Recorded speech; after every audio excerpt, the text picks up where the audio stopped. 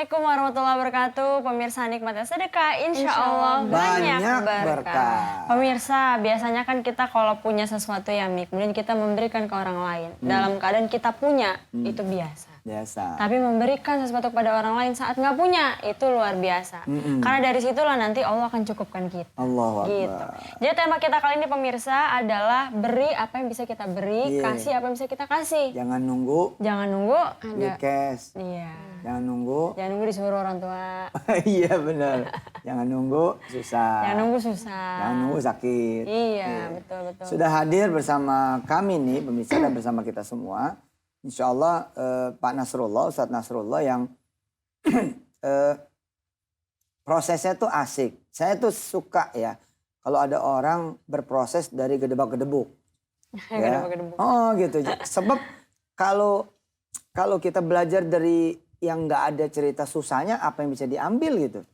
Ya. Iya. Misalkan gini ya, anak Kapolres jadi Kapolda. Ya biasa aja kan begitu.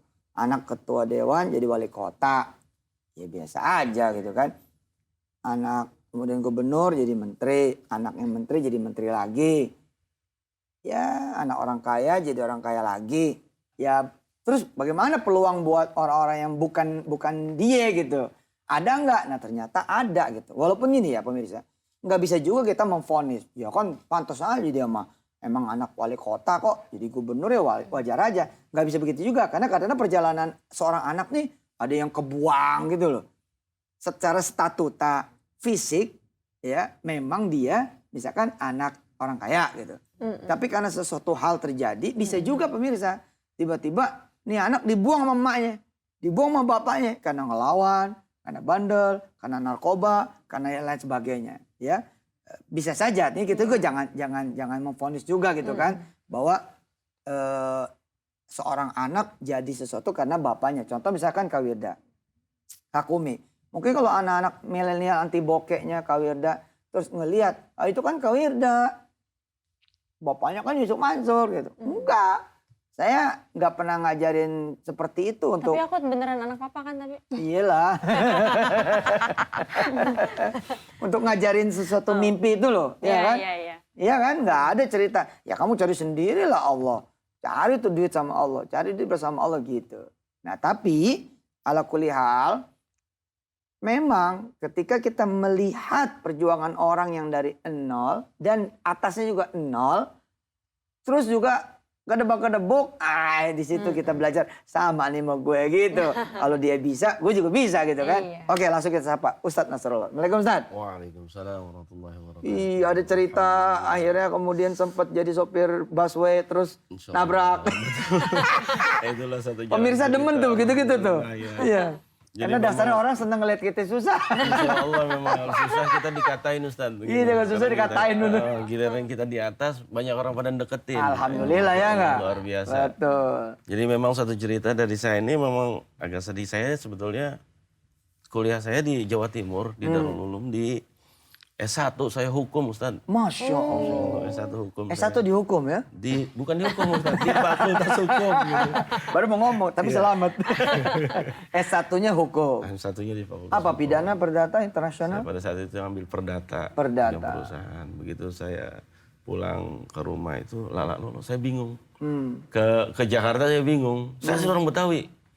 Tapi saya kagak tahu kalau saya tuh Jakarta nggak tahu. Monas saja. Dari Cipete saya ke Monas saya nggak tahu. Oh. Padahal saya orang Betawi. Iya. Karena saya lama di Jawa Timur. Terus Seth? Ya jadi seperti itu saya pulang ke Jakarta. Saya berusaha cari usaha. Jadi gede emang di Jawa Timur apa gimana? Apa kuliah doang di sana? Ya belajar. Mondok? Nyicipin ilmu kitab kuning Masya kayak gimana Allah. sih kan gitu ya. Saya kepengen kayak gitu. Terus ada kesempatan. Jadi mondok di sono, tembus sampai kuliah di sono. Sampai kuliah alhamdulillah. Terus pulang ke Jakarta. Nggak punya apa-apa deh nih. Nggak punya apa-apa nih, alhamdulillah. Ya alhamdulillah tuh ketemu akhirnya coba berusaha. Mau usaha apa nih bingung. Orang Monas aja nggak tahu saya. Iya. Monas nggak ngerti. Monas saya nggak tahu. Itu kayak orang Magelang nggak ngerti Borobudur gitu. Nah, ya? benar seperti itu. Sangat muda sekali saya. Jadi alhamdulillah dengan jadi seperti itu. Ada pada saat itu ada Baswai ya, menyari pramudi gitu ya. Tukang Saya nyetir. memang di sana itu sedikit-sedikit jalan sama dosen gitu ya, atau sama kiai. Saya nyupirin kan, saya belajar supir gitu. Saya Jadi merasa nyupirin. bisa, bismillah Saya nih. merasa bismillah, nggak punya SIM saya, nggak punya SIM. Katanya harus punya SIM B1 umum katanya, tapi nggak punya. Tapi alhamdulillah Allah kasih saya. Tapi saya izin dulu sama nyak saya nih. Nyak, saya pengen kerja, tapi jadi supir busway ini. Gitu. Mak ketawa dong. Bukan ketawa lagi, nangis. Oh, nangis. Iya nangis, karena yang dibawa gede bener katanya. Lu bawa gede bener bis kata dia gitu. Emang bisa Ya, lo? Emang bisa lo? Bismillahnya insya Allah bisa. Nah, Lu mau saya nggak tahu lu nyasar. nah itu dia. Ini minum. Ustadz mau teh mau kopi Ustadz? Tapi kalau kopi buat aneh Tat. Oh, iya. Anak Ustadz kopi teh aja deh. terus lanjut. aja dijelasin. Emak bolehin, nyak bolehin. Akhirnya karena memang tekadnya saya kepengen kerja Sallallahu pada saat alaihi itu, nyak bolehin, silakan. Ya sudah, tapi hati-hati katanya.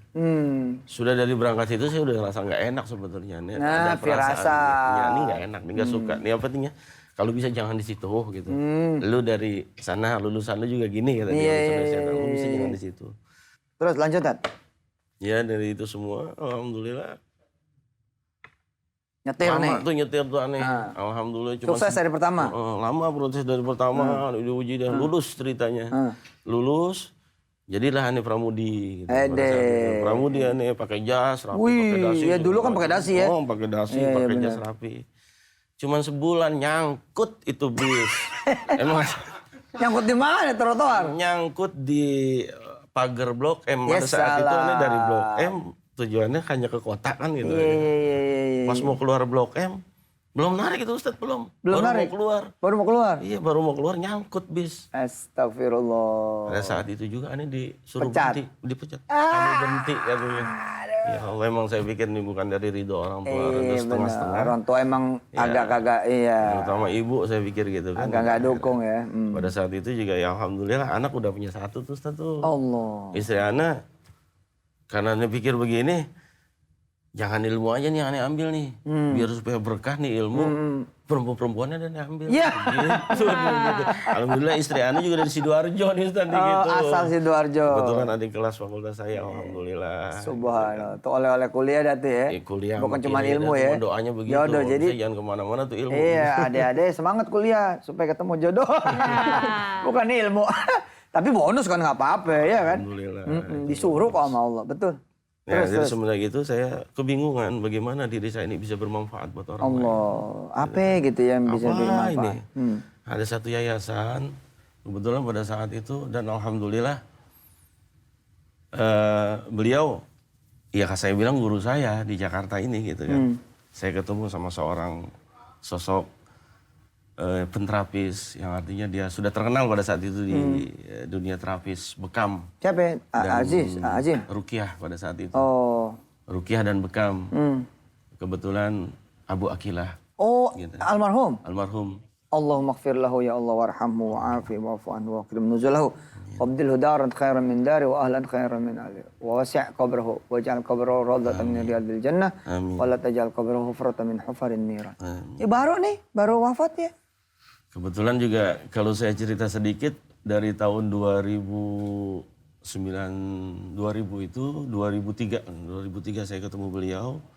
Alhamdulillah saya bukan bekam. Saya gimana nih caranya Ustadz saya bisa bermanfaat buat orang yang ente bisa ngaji nggak? Anda nggak bisa ngaji. Dia bilang, tapi kalau suruh baca Quran, ayo dah. Saya bilang begitu. Ya udah kalau begitu, Anda banyak punya pasien nih gitu kan. Ente yang ngaji. Mintanya ngaji, ente ngaji dah. Anda ngaji di situ.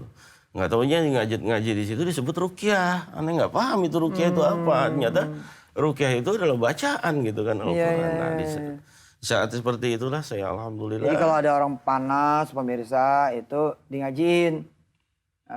Terus kalau ada orang yang sakit, maksudnya demam ya, ngajiin. Terus kalau misalkan warung kagak laku, saya tuh make gitu-gitu tuh. Dan tuh nggak ada cerita klinik dan nggak ada cerita bid'ah. Tapi ntar kita terusin ya.